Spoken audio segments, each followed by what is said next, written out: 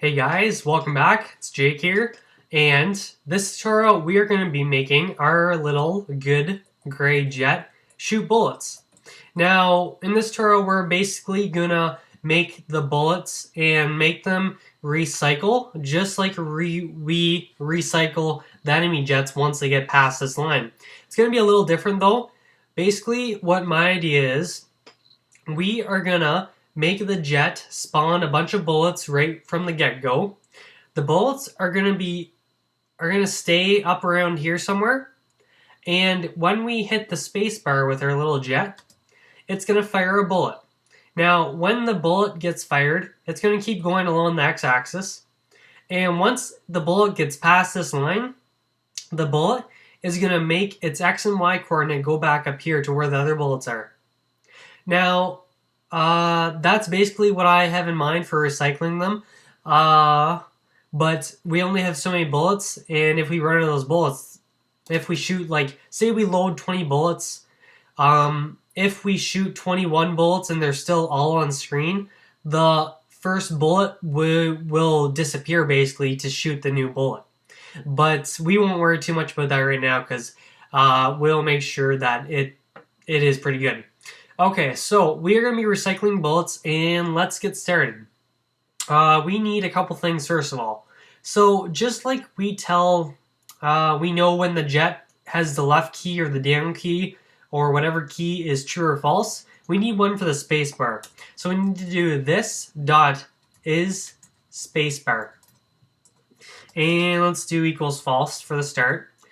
We also want a variable to tell us when the jet is shooting, or if it's already shooting. So we're going to do this dot is shooting, and we're going to set it to equal false. Now I'll explain this more later on when we get to that point. What else do we need? We need to create a list inside of here. Now, just like our enemies list, we are going to create a list of bullets specifically for the jet. And to do that, we just type in this, and we put bullets equal to an empty list, which is those two square brackets, just empty. So that defined an empty list of bullets. Also, what we want to do is be able to tell what's the current bullet that we are firing. I'll also explain this later on. So current bullet, and we're going to set it off to be 0 to start. So I'll explain that one later when we get to it. Now, we also, the only x and y coordinate that we have set up as a variable for our jet is the draw x and the draw y. Basically, guys, the draw x and the draw x and draw y is the top left corner of the whole jet image. Now, we want our bullets to come from around the nose of the jet. That's at least what I think of when I think of shooting bullets. So we have to find out that x and y coordinate of the nose of the jet. To do that, we are going to create two new variables, and we're going to put them up here around the draw x, draw y. We're going to do this dot nose x for the nose of the jet, and this dot nose y also for the nose of the jet, the y coordinate though. So let's open up our image sprite, and here's our jet. Now, this is about 90, well, it's about 100, and this one is about, let's see, it starts at 500, it goes to about 530. Okay, so our y-axis is about 530.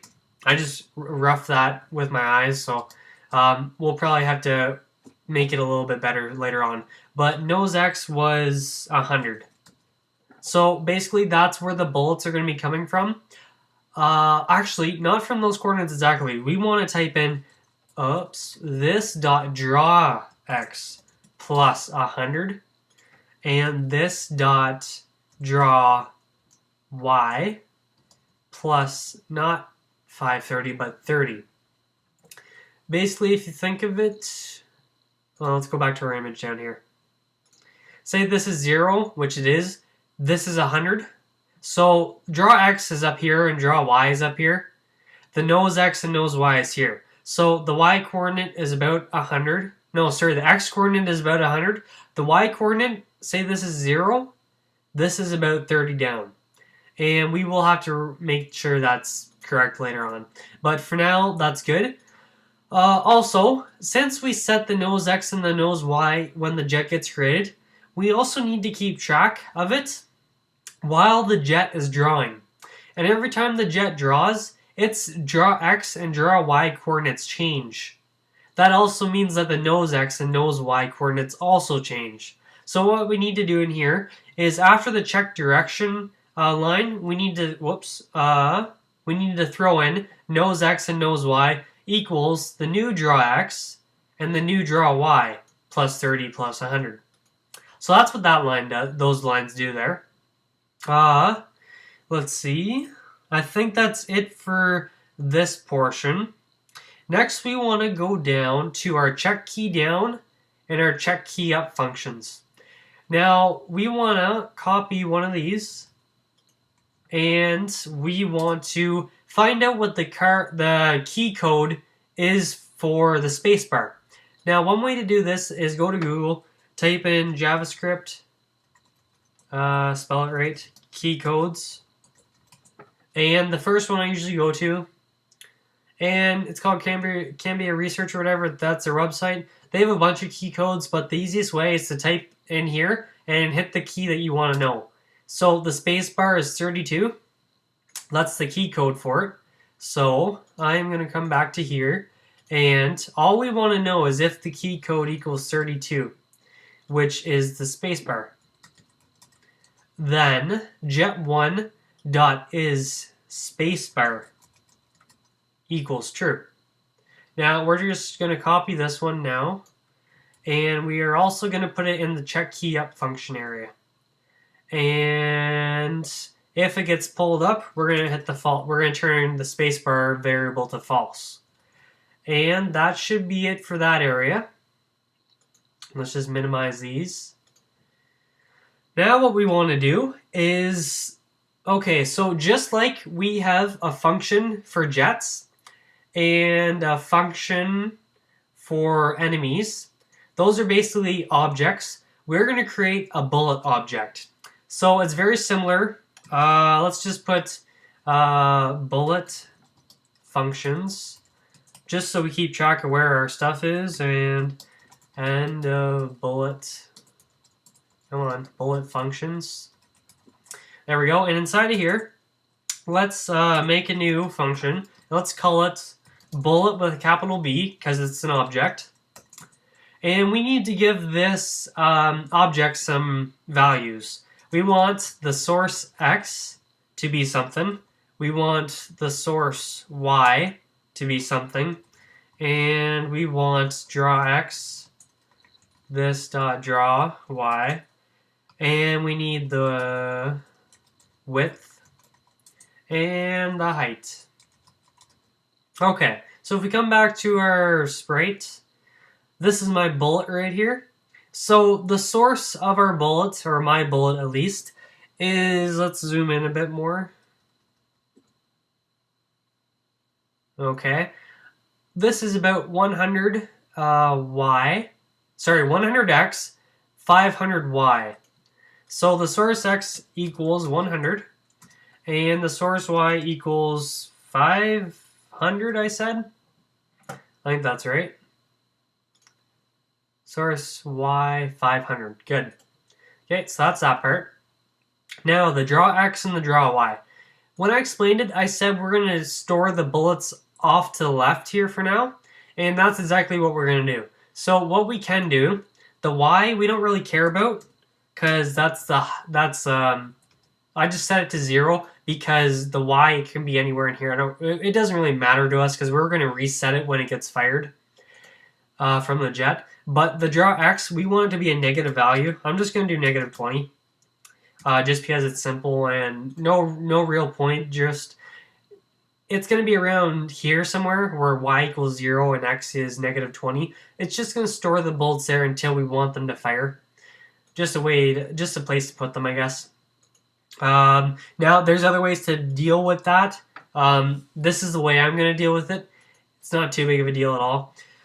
Let's see. Now we want the width. The width is 100 to 105, and the height is 500 to 505. So it's 5 by 5. Now, for now, we are just going to tell it to have the width of height and height of 5 by 5. But say our bullet becomes a rocket.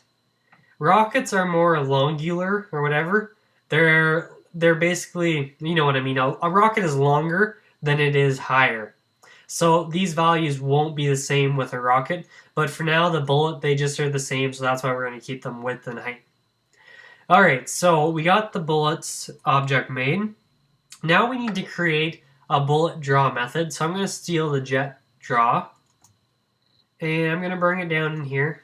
And what we need to do, since the bullet is not a jet, it's a bullet, we got to change that from jet to bullet. It's a draw function, that's what we want. Now, we want to get rid of this inside stuff, except the ctx jet.draw image. Basically, our bullets are going to be drawn on the jet context, which is the same context that the jet is drawn on. That's no problem at all. That's totally fine. Now, the image sprite, when we draw a bullet, let's just picture this. We have the image sprite. This.sourceX, good. We have a variable for that. Source Y, we have a variable. Width, height, we do. Draw Y, draw X, draw Y, we do. And width, height, we do. Good. So this line should work perfectly.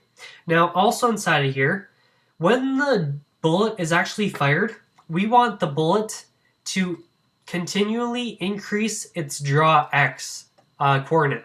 Because when we fire a bullet, all we're doing, if you guys remember, X goes from 0 to 800, we're just going to tell the bullet's X position to plus, and increase and increase and increase all the way across. We don't have to care about the Y, because the bullet's going straight. It's not going on an angle, which would be more calculations. But all we need to care about is the X. And I have done some testing, and I'm just going to put it to 3. That means every time that our canvas is drawn, the bullet's going to move 3 X coordinates to the right, which is, it looks all right. Good. Now, we also need an if statement after this line. Oh, come on. Where'd that go? Oh, well, I'll do it here. Okay. Basically, we need an if statement here. Now, the if statement is going to be, oh, I might as well write it first. So, if. Now, here's a little tip when writing an if statement. If whatever you are doing, actually, I'll tell you guys that after. Okay, so if statement. We want to know if this.drawX is more than game width. And if that is the case, we want our, whoops, not in there. We want this.drawX to equal -20. Now, what this line does is once the bullet X position is past the game width, we want the bullet to reset its X coordinate to -20. So the bullet's going to be over here somewhere. We don't care where because it's not being shot right away. So it's just going to be stored over here for now. And by doing that, it just gets put off screen. Now, a little tip I have for you guys. When you write an if statement and say there's only one line inside of it, you don't need these curly brackets. You can put everything on one line, just like this, with no curly brackets, but you still need the semicolon. And that is just basically a one-line if statement, which is totally fine. Alright, so that's the bullet draw function. Let's see. Next, we need to create a function that will draw all of our bullets. So, just like we have a function up here called draw all enemies, which literally draws every single enemy in our enemies list. It draws all the enemies. So what we're going to do, we're going to copy this function. And it's going to be a little different though. Since the bullets are belonging to the jet, what we're actually going to do is inside of here, we are going to put, we're going to take this jet prototype beginning. So jet prototype, draw all enemies. equals function, just like any other jet thing. Then we need a semicolon down there. Good. So jet prototype, draw all, instead of enemies, we want bullets. Draw all bullets. And we don't need to clear anything because the jet already clears it when it gets drawn. And inside the for loop, what we need instead of enemies.length, we actually need this dot bullets dot length. So since bullets is a list that belongs to the jet right here, we can just tell the for loop that as long as I is less than this dot bullets dot length, so the length of the bullets list, then draw a bullet. Now inside the for loop, what we need to put is an if statement first of all. Now there's probably other ways to do what I'm about to do, but I find this way not too bad at all, so I'll show you guys what I'm going to do. First of all, we want the if statement to decide that when this dot bullets, and we need 2 square brackets with an I inside. We need that because bullets is a list and we're referencing the ith item in that list. And you guys should be pretty comfortable with that by now, hopefully. So when a bullet in the list, when the draw X value of a bullet in the list. So basically, we're going to fill up this list with a bunch of new bullets, something like that. But we're going to do it a different way. New bullets. Every time in the list, they're going to spawn a new bullet just like this, and it's going to have all these values. That's why when we make this if statement, we're saying if this bullets, this position dot draw X is more than or equal to 0, then we're going to draw this dot bullets I dot draw. Now I'm going to explain this. I think that's what we need. Yeah, that's what we need. And just like the one line if statement I had before, we can go like this. Whoops, not that far. There we go. Okay, so I'm going to explain this. Basically, we have a bullets list. The bullet, the draw X is by default set to -20. Now, later on, we're going to create a function that fires the bullet. But for now, we haven't done that yet, so I'll try to explain this to the best I can. When we fire the bullet, we are going to set the bullets, so a bullet's draw X and draw Y, to the nose X and the nose Y of the jet, which are these values. When we do that, the bullet draw X position will obviously be greater than 0. Now, this for loop is going to draw all the bullets that have a draw X value greater than 0. So, say we fire 2 bullets, one here, one there. Those bullets have a draw X greater than 0. That means they're going to be drawn on the canvas. However, since bullets over here that we haven't shot yet have an X of -20, the canvas isn't going to waste power trying to draw those when we don't need to because they're off canvas. That's what this if statement does right here. And hopefully that's not too hard to understand. Alright, so we have draw all bullets. This function now works. I'm just going to close it up. Now I got to flip over here.